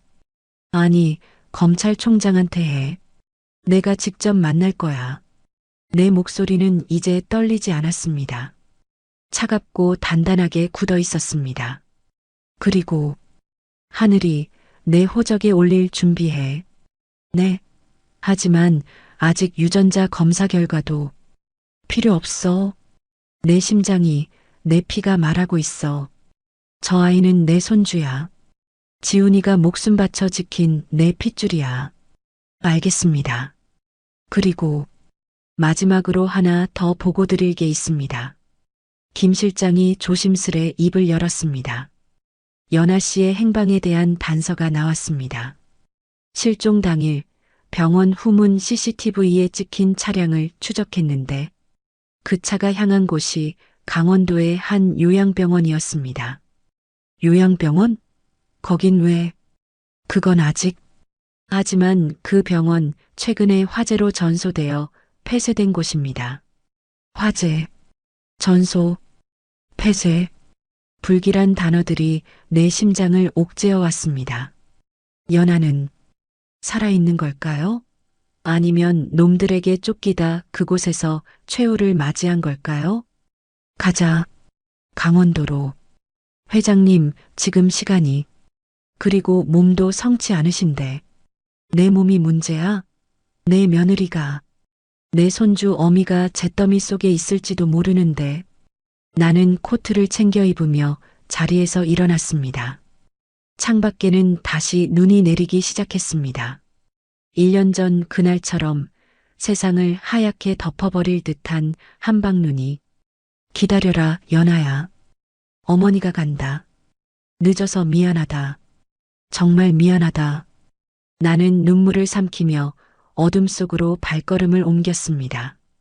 진실의 끝이 비극일지라도 나는 마주해야 했습니다. 그것이 살아남은 자의 그리고 죄인인 시어머니의 마지막 의무였으니까요. 차창 밖은 온통 하얀색이었습니다. 폭설주의보가 내려진 강원도 산길. 쉴 새 없이 움직이는 와이퍼조차 감당하기 힘들 만큼 거센 눈발이 앞유리를 때리고 있었습니다. 미끄러운 도로 위를 엉금엉금 기어가는 차 안에서 내 속은 시커멓게 타들어가고 있었습니다. 회장님, 눈길이 너무 위험합니다. 날이 밝으면 다시 오시는 게. 운전대를 잡은 기사가 불안한 듯 말했지만 나는 뒷좌석에서 눈을 감은 채 고개를 저었습니다. 아니, 가야 해. 멈추지 마. 지금 멈추면 영영 못 만날 것 같았습니다. 1년 전 지훈이가 죽던 날에도 눈이 이렇게 왔습니다. 그때 내가 지훈이의 전화를 받았다면, 아니, 그 녀석을 집에서 내쫓지 않았다면, 그런 후회가 뼈에 사무쳤습니다. 2번 다시 같은 실수를 반복할 순 없었습니다. 다 왔습니다. 저기 보입니다. 한참을 달려 도착한 곳은 인적 드문 산자락 끝이었습니다. 헤드라이트 불빛이 비춘 곳에 흉물스럽게 타버린 검은 건물이 서 있었습니다. 소망요양병원. 간판의 글자는 반쯤 녹아내려 형체만 겨우 알아볼 수 있었습니다. 창문은 모두 깨져 횡하니 뚫려 있었고 외벽은 그 으름으로 시커멓게 뒤덮여 있었습니다. 마치 거대한 유령의 집 같았습니다. 세상에, 정말 다 타버렸군. 차에서 내리자마자 매캐한 탄 냄새가 코를 찔렀습니다. 화재가 난 지 한 달이 지났다고 했지만 비극의 냄새는 여전히 그곳에 고여 있었습니다. 발밑에서 바스락거리는 눈 덮인 잿더미. 그 소리가 내 심장을 긁어대듯 아팠습니다. 김 실장이 미리 섭외해둔 현지 관리인이 손전등을 들고 나타났습니다. 아이고, 회장님께서 이런 험한 곳까지. 조심하십시오. 바닥이 많이 미끄럽습니다. 안내는 됐네. 연아, 그 아가씨가 머물렀던 곳이 어디야? 당장 거기로 안내해. 네네. 이쪽 별관 창고 쪽입니다. 본관에는 환자들이 있어서 몰래 숨어 지내느라 그쪽을 썼다고 하더군요. 관리인을 따라 건물 뒤편으로 돌아갔습니다. 본관과 떨어진 허름한 컨테이너, 박스 같은 가건물. 그곳이 연하가 숨어 지냈던 곳이라니. 재벌가 며느리가 될 수도 있었던 아이가 내 손주를 뵌 몸으로 이런 짐승 우리 같은 곳에서 1년을 버텼단 말입니까? 문은 이미 불타 없어져 뻥 뚫려 있었습니다. 손전등 불빛을 비추며 안으로 들어섰습니다. 좁디 좁은 방, 2평이나 될까요? 불에 타다 만 매트리스 하나와 검게 그을린 냄비, 그리고 찌그러진 분유통 몇 개가 뒹굴고 있었습니다. 아, 나도 모르게 신음이 새어나왔습니다. 벽에는 곰팡이가 슬어 있고 천장엔 거미줄이 쳐져 있었습니다. 이 춥고 더러운 곳에서 갓난아기를 안고 추위와 공포에 떨었을 연하의 모습이 눈에 선했습니다. 여기서 지훈이 새끼를 키웠단 말이냐? 나를 원망하면서 세상을 저주하면서 바닥에 주저앉아 잿더미를 헤집기 시작했습니다. 무엇이라도 찾아야 했습니다. 그 아이가 살아있다는 증거 아니면 적어도 마지막 흔적이라도. 손끝이 시커멓게 더러워지고 손톱 밑에 제가 끼어도 상관없었습니다. 회장님, 이러지 마십시오. 저희가 찾겠습니다. 김 실장이 말렸지만 나는 뿌리쳤습니다. 내 죄는 내 손으로 닦아야 했습니다. 툭! 손끝에 딱딱한 것이 걸렸습니다. 불에 타다 남은 낡은 철제 깡통이었습니다. 과자 상자 같았습니다. 뚜껑을 열자 그 안에는 기적처럼 불길을 피한 물건들이 들어 있었습니다. 베넷 저고리 한 벌, 하얀 면 저고리에 노란 병아리가 수놓아진 꼬질꼬질하게 때가 탄 옷, 그리고 그 밑에 비닐에 꽁꽁 쌓인 두툼한 편지 봉투와 낡은 사진 한 장. 사진 속에는 갓 태어난 하늘이를 안고 있는 연하의 모습이 있었습니다. 퉁퉁 부은 얼굴, 헝클어진 머리. 하지만 아이를 바라보는 눈빛만은 세상 그 누구보다 행복해 보였습니다. 그리고 그 옆에는 합성한 듯 오려붙인 지훈이의 사진이 붙어 있었습니다. 아빠 없는 아이에게 아빠 얼굴을 보여주고 싶었던 어미의 애달픈 마음이었습니다. 나는 떨리는 손으로 편지 봉투를 뜯었습니다. 빽빽하게 적힌 글씨. 연하가 나에게, 아니, 이 세상에 남긴 마지막 유서와도 같은 편지였습니다. 회장님께. 첫 문장을 읽는 순간 눈앞이 흐려졌습니다. 나를 원망하는 말일까, 저주하는 말일까 두려웠습니다. 이 편지를 읽고 계신다면 저는 이미 이 세상 사람이 아니거나 더 이상 하늘이를 지킬 수 없는 상황이겠지요. 염치 없지만 제 목숨보다 소중한 하늘이를 부탁드립니다. 1년 전 그날 밤 저는 지훈 씨를 따라가려 했습니다. 하지만 뱃속에서 꿈틀거리는 하늘이 때문에 차마 그럴 수 없었습니다. 놈들이 병원까지 쫓아왔을 때 저는 맨발로 도망쳐야 했습니다. 갈 곳도 돈도 없는 저를 받아준 건 이곳 청소부 아주머니뿐이었습니다. 매일 밤 악몽을 꿉니다. 검은 양복을 입은 남자들이 우리 아기를 뺏어가는 꿈을요. 춥고 배고픈 건 참을 수 있습니다. 하지만 하늘이가 아픈 건 견딜 수가 없습니다. 제 젖은 말라가는데 분유쌀 돈조차 없어 맹물에 설탕을 타먹일 때 저는 죽고 싶었습니다. 눈물이 뚝뚝 떨어져 편지지 위로 번졌습니다. 내 손주는 설탕물을 먹으며 컸습니다. 나는 매일 밤 최고급 요리를 쓰레기통에 버리면서도 입맛이 없다 투정 부렸는데 이 미련한 늙은이가 천벌을 받아 마땅했습니다. 어제 놈들이 이 근처까지 왔다는 소문을 들었습니다. 이제 더 이상 숨을 곳이 없습니다. 저는 결심했습니다. 제 목숨을 미끼로 던져서라도 하늘이는 살리겠다고요. 회장님, 당신은 강한 분이시잖아요. 당신의 아들, 지훈 씨의 핏줄입니다. 제발, 부디 하늘이만은 거두어 주세요. 지훈 씨가 그랬어요. 어머니는 겉으로는 차가워도 속정은 깊은 분이라고. 언젠가는 우리를 받아주실 거라고요. 저는 그 말을 믿습니다. 아니, 믿어야만 합니다. 하늘아, 엄마가 미안해. 끝까지 지켜주지 못해서 미안해. 하지만 엄마는 너를 버린 게 아니야. 너를 살리기 위해 보내는 거야. 부디 할머니 말씀 잘 듣고 아빠처럼 멋진 사람으로 자라주렴. 사랑한다, 내 아가. 하늘만큼 땅만큼 사랑해. 으흐흑. 아이고, 연아야. 편지를 가슴에 품고 나는 통곡했습니다. 잿더미가 된 바닥을 치며 울부짖었습니다. 이 착해 빠진 것이 끝까지 나를 믿었다니. 내 아들이 나를 그렇게 좋게 말해줬다니. 나는 자식을 잡아먹고 며느리까지 죽음으로 내몬 마녀인데 그들은 나를 어머니라고 할머니라고 부르며 마지막 희망을 걸었던 겁니다. 내가 죽일년이다. 내가 죄인이야. 그때 인기척이 들렸습니다. 고개를 들어보니 허름한 옷차림의 노파 한 명이 문가에 서서 우리를 지켜보고 있었습니다. 쭈글쭈글한 얼굴에 겁먹은 표정. 누구쇼? 여기서 뭐 하는 거요? 김 실장이 막아서려 했지만 나는 직감했습니다. 편지 속에 나온 그 사람. 연하를 숨겨주었다던 청소부 아주머니. 아주머니, 혹시 연하 서연아라는 아가씨를 아십니까? 노파의 눈이 커졌습니다.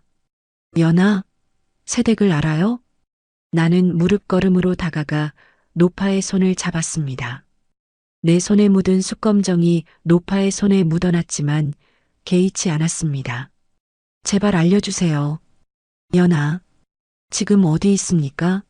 살아는 있는 겁니까? 노파는 잠시 머뭇거리더니 깊은 한숨을 내쉬며 품속에서 무언가를 꺼냈습니다. 빨간색 목도리. 반쯤 불에 타 그을린 낡은 목도리였습니다. 그날 밤, 불이 나던 날 밤이었지. 놈들이 들이닥쳤어. 새댁은 아기를 내 품에 안겨주면서 그랬어. 자기가 유인할 테니 아기를 데리고 뒷산으로 도망치라고. 그래서요? 나는 정신없이 뛰었지. 뒤에서 비명소리가 들리고 불길이 치솟았어. 한참 뒤에 잠잠해져서 와보니 건물은 다 타고 새댁은 온데간데 없었어. 남은 건 저기 절벽 끝에 걸려있던 이 목도리 뿐이었지. 절벽? 절망이었습니다. 지훈이도 절벽에서 떨어져 죽었는데 연하마저. 노파가 가리킨 곳은 건물 뒤편 깎아지른 듯한 낭떠러지였습니다. 그 아래는 시커먼 강물이 흐르고 있었습니다.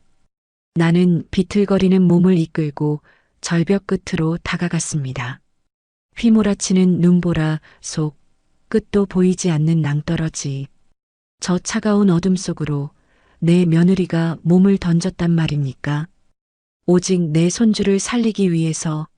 연아야, 대답 좀 해봐라. 어디 있니, 연아야? 허공을 향해 목 놓아 불렀지만 돌아오는 건 윙윙거리는 바람 소리뿐이었습니다. 내 목소리는 메아리조차 되지 못하고 눈보라 속에 흩어졌습니다. 회장님, 위험합니다. 물러나세요. 김 실장이 내 허리를 붙잡고 뒤로 끌어당겼습니다. 다리에 힘이 풀려 그 자리에 주저앉았습니다. 하늘에서는 펑펑 눈이 쏟아지고 내 눈에서는 피눈물이 흘러내렸습니다. 그러나 절망 속에만 빠져 있을 수는 없었습니다. 연하가 목숨을 걸고 살려낸 아이. 하늘이가 집에 있었습니다. 그 아이를 위해서라도, 그리고 억울하게 죽어간 내 아들과 며느리를 위해서라도 나는 여기서 무너질 수 없었습니다. 나는 이를 악물고 일어섰습니다. 그리고 불에 탄 목도리를 소중히 챙겨 넣었습니다. 찾아. 시신이라도 찾아. 강바닥을 다 뒤져서라도 찾아내. 네, 알겠습니다. 잠수부 투입하겠습니다. 그리고 그놈들, 태식이와 그 개들, 이제 사냥을 시작해야겠다. 내 눈빛이 다시 차갑게 빛났습니다. 슬픔은 이제 분노가 되었고 분노는 살이가 되었습니다. 차에 오르려다 말고 나는 발길을 돌려 노파에게 다가갔습니다. 눈보라가 휘몰아치는 폐허 속에서 얇은 옷 하나의 의지에 떨고 있는 그녀의 모습이 너무나 안쓰러웠습니다. 어르신, 잠시만요. 나는 내 목에 두르고 있던 밍크 목도리를 풀어 노파의 목에 감아주었습니다. 회장님, 귀한 걸 제게 왜? 아닙니다. 제 손주를 그리고 제 며느리를 지켜주신 분인데 이깟 목도리가 대수겠습니까? 그런데 어르신, 제가 한 가지만 여쭤봐도 되겠습니까? 나는 노파의 거친 손을 두 손으로 꼭 잡으며 눈을 맞췄습니다. 의심이 아닌 간절한 궁금함이었습니다. 아까 3일 전에 아기를 데리고 뒷산으로 피하셨다고 했지요. 그런데 그 아기가 어떻게 어제 서울에 있는 제 집 앞에 와 있었던 겁니까? 혹시 어르신께서 다녀가신 겁니까? 내 조심스러운 물음에 노파의 눈시울이 붉어졌습니다. 그녀는 고개를 푹 숙이며 죄인처럼 쉰 목소리로 입을 열었습니다. 네, 제가 그랬습니다. 세상에, 정말이십니까? 산속 움막에 숨어 있는데 날은 춥지. 애가 굶어 죽게 생겼더라고요. 게다가 그놈들이 산까지 뒤지고 다니는 것 같아서 더 이상 데리고 있을 수가 없었어요. 노파는 품속에서 꼬깃꼬깃한 쪽지 하나를 꺼내 보였습니다. 연아가 내 집 주소를 적어두었던 젖은 흔적이 역력한 그 쪽지였습니다. 새댁이 그랬어요. 만약 자기가 잘못되면 이 주소로 애를 꼭 보내달라고. 여기가 애기 할머니 댁이라고요. 그래서 엊그제 새벽 첫 차를 타고 서울로 갔습니다. 그 먼 길을, 이 핏덩이를 안고 혼자서요? 가슴이 턱 막혀왔습니다. 7순이 넘은 노인이 낯선 서울길을, 그것도 갓난아기를 안고 헤맸을 생각을 하니 눈물이 핑 돌았습니다. 택시 탈 돈이 없어서 물어물어 찾아갔습니다. 대문 앞에 놓고 초인종을 누르려다가 혹시라도 제 거지 같은 꼴을 보고 애까지 내치실까봐 겁이 나서 그냥 놓고 도망쳤습니다. 벨이라도 눌렀어야 했는데. 죄송합니다, 회장님. 제가 못나서. 노파가 무릎을 꿇으려 했습니다. 나는 얼른 그녀를 부축해 일으켰습니다. 아니요, 천만에요.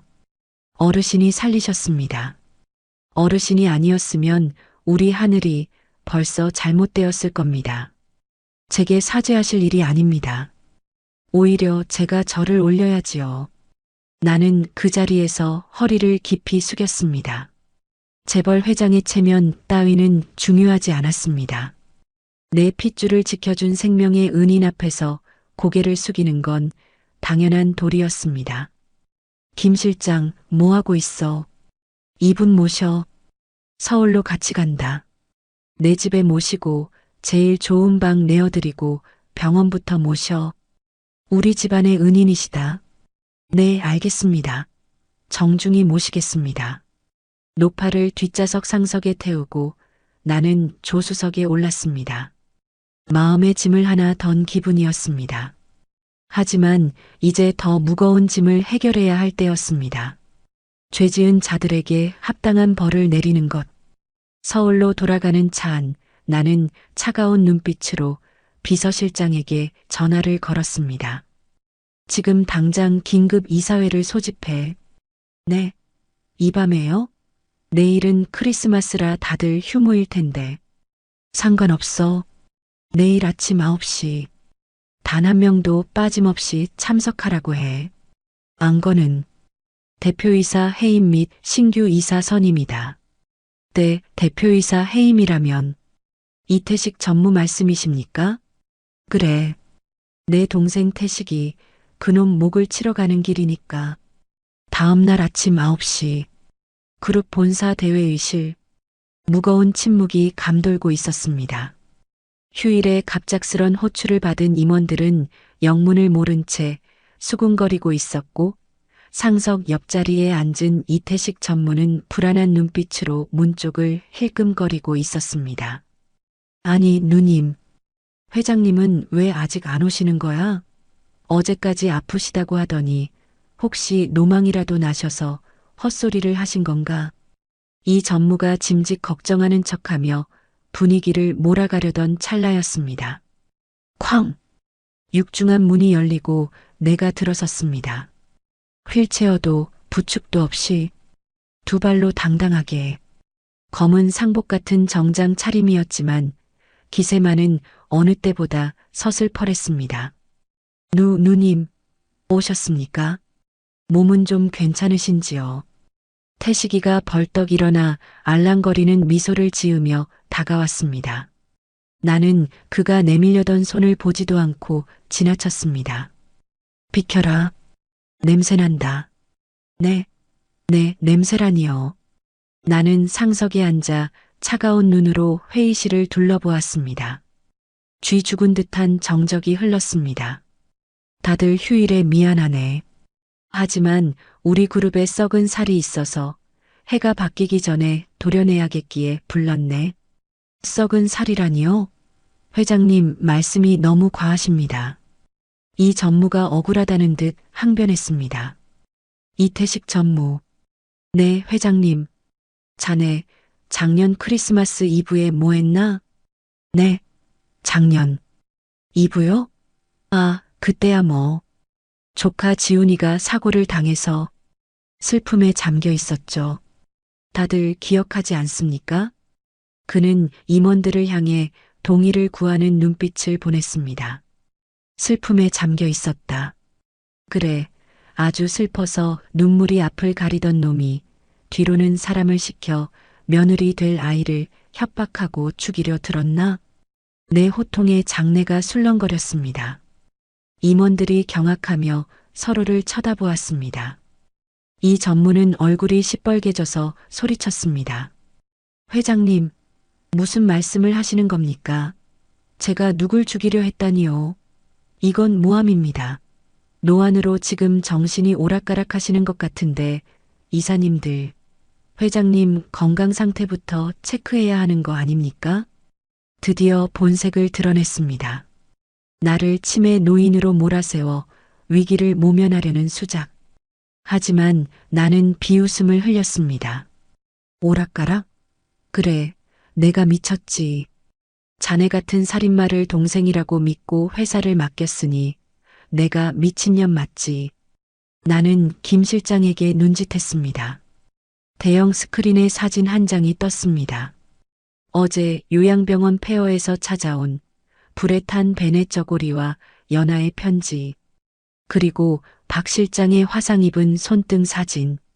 저건 이 전무 뒤에 서 있던 박 실장이 뒷걸음질 쳤습니다. 그리고 이건 자네가 그렇게 좋아하던 팩트일세. 들어보게. 스피커에서 지지직거리는 소음과 함께 박 실장의 목소리가 회의실 전체에 울려 퍼졌습니다. 애 지우고 사라져. 안 그러면 내 서방님 목숨은 장담 못해. 야, 그냥 처리해. 사고였다고 보고하면 돼. 오늘 밤 눈길이라 미끄러졌다고 하면 감쪽 같을 테니까. 녹음 파일이 재생되는 동안 이 전무의 다리가 후들거리기 시작했습니다. 그는 식은땀을 비오듯 흘리며 박 실장을 노려보았습니다. 이건 조작입니다. 요즘 딥페이크니 뭐니 기술이 얼마나 좋은데 이런 가짜 음성을 증거라고. 조작? 그래, 그럼 이건 어때? 나는 품에서 서류 한 장을 꺼내 책상 위에 던졌습니다. 박 실장이 어제 새벽 강원도 요양병원에 방화범을 사주해 보낸 입금 내역이다. 그리고 자네 차명 계좌에서 박 실장에게 거액이 넘어간 기록까지. 이것도 AI가 만들었나? 검찰청장에게 직접 협조를 구해서 받은 누구도 부인할 수 없는 금융거래 내역이었습니다. 이 전무는 더 이상 변명할 말을 찾지 못한 듯 입만 벙긋거렸습니다. 그의 눈동자가 공포로 물들었습니다. 어떻게 형제가 형제를, 삼촌이 조카를. 나는 자리에서 일어나 천천히 그에게 다가갔습니다. 그리고 있는 힘껏 그의 뺨을 올려붙였습니다. 짱 마이너스. 경쾌한 파열음이 회의실의 정적을 깼습니다. 너는 내 동생이 아니다. 돈에 미쳐서 조카를 죽이고 갓 태어난 핏줄까지 죽이려 한 괴물일 뿐이야. 누님. 한 번만 용서해 주세요. 제가 잠시 미쳤었나 봅니다. 제발. 이 전무가 내 바짓가랑이를 잡고 늘어졌습니다. 추악하고 비굴한 모습. 저런 놈에게 내 아들이 당했다는 사실이 더 치욕스러웠습니다. 끌어내. 내 눈앞에서 치워버려. 대기하고 있던 수사관들이 들이닥쳤습니다. 이태식 씨, 당신을 살인 교사 및 횡령, 방화사주 혐의로 체포합니다. 안 돼. 이거 내가 누군지 알아? 나 이태식이야. 발버둥 치는 이 전무와 박 실장이 개처럼 끌려나갔습니다. 회의실 문이 닫히고 그들의 비명소리가 멀어질 때까지 나는 미동도 하지 않고 서 있었습니다. 다들 들으시오. 나는 얼어붙은 임원들을 향해 선언했습니다. 오늘부로 이 회사는 비상경영 체제에 들어간다. 그리고 나는 김 실장에게서 작은 사진 액자를 건네받아 높이 들어 올렸습니다. 하늘이의 사진이었습니다. 이 아이가 내 죽은 아들 강지훈의 유일한 혈육이자 내 공식적인 후계자다. 앞으로 이 아이의 털끝 하나라도 건드리는 자는 방금 나간 저놈과 똑같은 꼴을 당하게 될 것이다. 알겠나? 네, 알겠습니다. 회장님. 우렁찬 대답 소리가 회의실을 채웠습니다. 나는 그제야 다리에 힘이 풀려 의자에 주저앉았습니다. 끝났습니다. 지훈아, 보고 있니? 내 원한 엄마가 갚았다. 집으로 돌아오는 차 안. 나는 창밖을 보며 하염없이 눈물을 흘렸습니다. 승리의 기쁨 같은 건 없었습니다. 남은 건 텅 빈 마음과 지키지 못한 며느리에 대한 죄책감 뿐이었습니다. 집에 도착하자마자 나는 하늘이가 있는 방으로 달려갔습니다. 서울로 함께 온 청소부 할머니가 요람 옆에서 하늘이를 돌보고 있었습니다. 깨끗한 옷으로 갈아입고 따뜻한 밥 한 그릇을 비우신 할머니의 얼굴엔 이제야 혈색이 돌았습니다. 회장님 오셨습니까? 우리 하늘이 젖도 잘 먹고 아주 순둥이입니다. 할머니가 나를 보며 환하게 웃었습니다. 나도 마주 웃어주었습니다. 하늘이를 안아들자 아이가 방긋 웃으며 내 손가락을 잡았습니다. 하늘아, 이제 괜찮아. 나쁜 놈들은 다 사라졌어. 할머니가 다 혼내줬어. 아이의 등을 토닥이며 속삭였습니다. 하지만 마음 한구석이 뻥 뚫린 듯 시려왔습니다. 이 복수가 완성되려면 아직 한 가지가 남았습니다. 연아, 내 며느리. 그 아이의 시신조차 찾지 못했다는 사실이 뼈아프게 다가왔습니다. 김 실장. 네, 회장님. 수색 작업. 멈추지 마. 날이 풀리고 얼음이 녹으면 다시 시작해. 뼈 조각 하나라도 찾아야 해. 그때였습니다. 김 실장의 전화기가 요란하게 울렸습니다. 그는 전화를 받더니 점점 표정이 굳어지기 시작했습니다. 아니, 굳어지는 게 아니라 경악과 환희로 일그러지고 있었습니다. 뭐라고요? 그게 확실합니까? 위치가 어딥니까? 그의 다급한 목소리에 나도 모르게 긴장했습니다. 할머니도 숨을 죽이고 김 실장을 바라보았습니다. 전화를 끄는 김 실장이 떨리는 목소리로 눈물이 그렁그렁한 눈으로 나를 불렀습니다.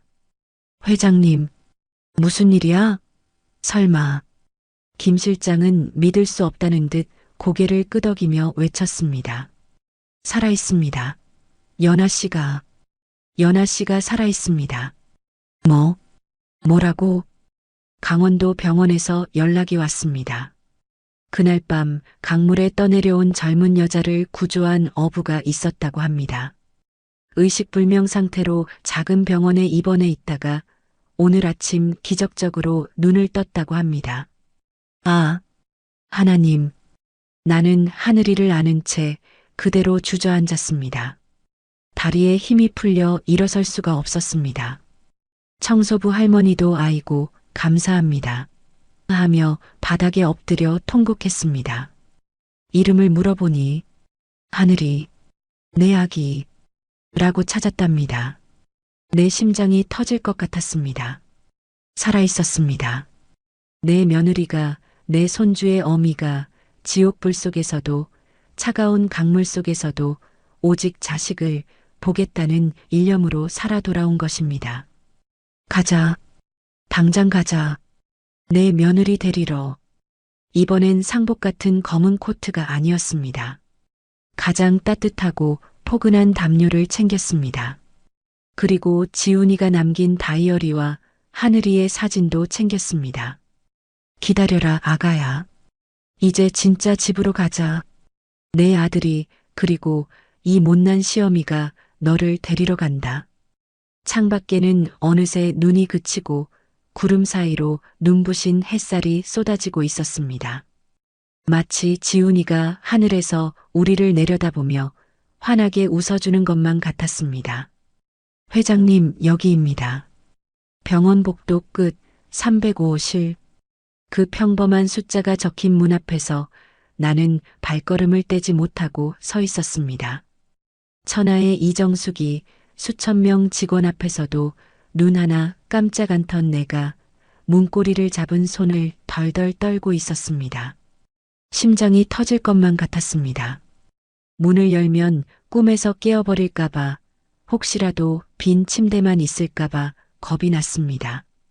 나는 품에 안은 하늘이를 고쳐 안으며 깊은 숨을 들이마셨습니다. 하늘아, 엄마 보러 가자. 조심스레 문을 열었습니다. 소독약 냄새 대신 은은한 햇살 냄새가 나는 병실. 창가 침대에 가녀린 여자가 누워 있었습니다.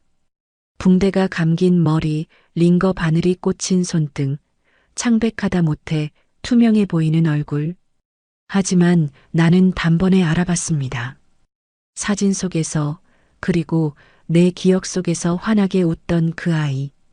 연아였습니다. 인기척을 느꼈는지 감고 있던 연아의 눈꺼풀이 파르르 떨리며 천천히 떠졌습니다. 초점 잃은 눈동자가 허공을 헤매다 내 품에 안긴 하늘이에게 와서 멈췄습니다. 아, 갈라진 입술 사이로 탄식이 흘러나왔습니다. 그녀의 눈에 순식간에 물기가 차올랐습니다. 하늘이니? 그 목소리에 내 가슴이 무너져 내렸습니다. 나는 성큼성큼 다가가 침대 곁에 섰습니다. 그리고 조심스레 하늘이를 그녀의 품에 안겨주었습니다. 그래, 내 아들이다. 내가 목숨 걸고 살려낸 하늘이다. 아, 아가, 내 아가. 연아는 링거줄이 엉키는 것도 아랑곳하지 않고 아이를 와락 끌어안았습니다. 그녀의 얼굴이 아이의 베넷 저고리에 파묻혔습니다. 꺽꺽거리는 울음소리가 병실을 가득 채웠습니다. 하늘이도 엄마 냄새를 아는 것인지 방실방실 웃으며 고사리 같은 손으로 연아의 젖은 볼을 만졌습니다. 그 모습을 지켜보는 내 눈에서도 하염없이 눈물이 흘러내렸습니다. 나는 침대 옆 의자에 털썩 주저앉아 연아의 앙상한 손을 잡았습니다. 미안하다. 미안해, 아가. 내 목소리에 연아가 고개를 들어 나를 쳐다보았습니다. 겁에 질린 눈빛이 아니었습니다. 믿을 수 없다는 듯 놀란 눈빛이었습니다. 회장님, 내가 죄인이다. 못난 시어미를 용서해다오. 내 욕심 때문에, 내 아집 때문에 너희를 그 지옥 속에 내버려뒀어. 내가 너를 죽인 거나 다름없다. 나는 그녀의 손등에 내 이마를 대고 흐느꼈습니다. 평생 누구에게도 고개 숙인 적 없던 내가 며느리 앞에서 참회의 눈물을 쏟았습니다. 아니에요. 아니에요, 회장님. 이렇게 우리 하늘이 받아주셨잖아요. 살려주셨잖아요. 연하의 따뜻한 손이 내 떨리는 어깨를 감싸주었습니다. 그 손길에 나는 더 크게 오열했습니다. 이토록 착한 아이를, 지훈이가 왜 그토록 사랑했는지, 왜 목숨을 걸고 지키려 했는지, 이제야 뼈저리게 알 것 같았습니다. 이제 고생 끝이다. 집에 가자. 지훈이가 있는 그 집으로 우리 가족 다 같이 가는 거야. 내 말에 연하가 왈칵 눈물을 쏟으며 고개를 끄덕였습니다. 창밖으로 쏟아지는 햇살이 우리 세 사람을 따뜻하게 감싸 안았습니다. 마치 지훈이가 내려와 우리를 안아주는 것만 같았습니다. 시간은 화살처럼 흘렀습니다. 계절이 바뀌고 앙상했던 나뭇가지의 새순이 돋고 다시 녹음이 우거지더니 어느새 세상은 또다시 하얀 눈으로 뒤덮였습니다. 다시 12월 24일 크리스마스 이브. 1년 전 오늘 나는 지옥 속에 있었습니다. 슬픔과 고독 그리고 죽음의 그림자만이 가득했던 저택이었습니다. 하지만 오늘 우리 집 풍경은 완전히 달라져 있습니다.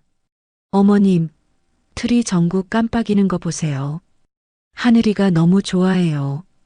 거실 한가운데 놓인 거대한 크리스마스 트리. 그 아래서 연하가 환하게 웃으며 손뼉을 치고 있습니다. 건강을 완전히 회복한 그녀의 얼굴엔 이제 그늘이라곤 찾아볼 수 없습니다. 깨르르, 깨아.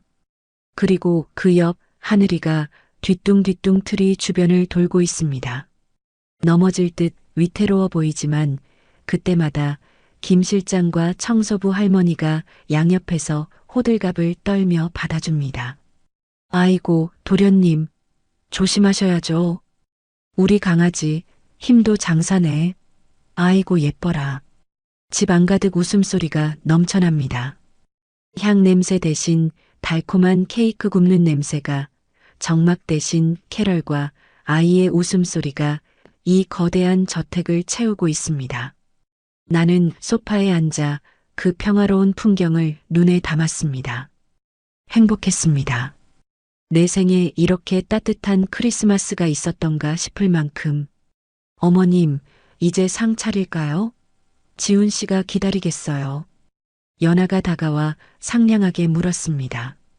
나는 고개를 끄덕이며 자리에서 일어났습니다.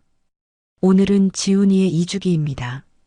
하지만 작년과 같은 우울한 제사가 아닙니다.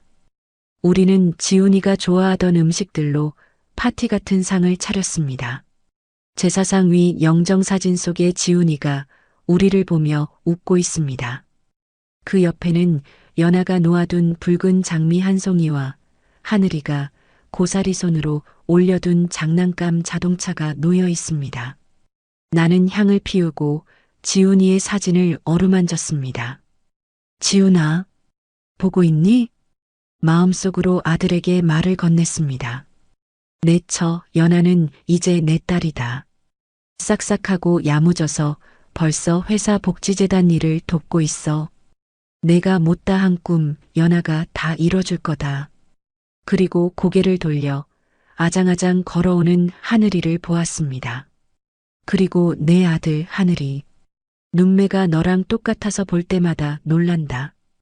고집 세고 엉뚱한 것까지 너를 쏙 빼닮았어. 이 녀석이 나중에 회사를 물려받으면 나보다 더 무서운 회장님이 될 것 같구나. 눈시울이 붉어졌지만 눈물은 흐르지 않았습니다. 슬픔은 이제 그리움이 되었고 그리움은 감사가 되었습니다. 지훈아, 나를 용서해 다오.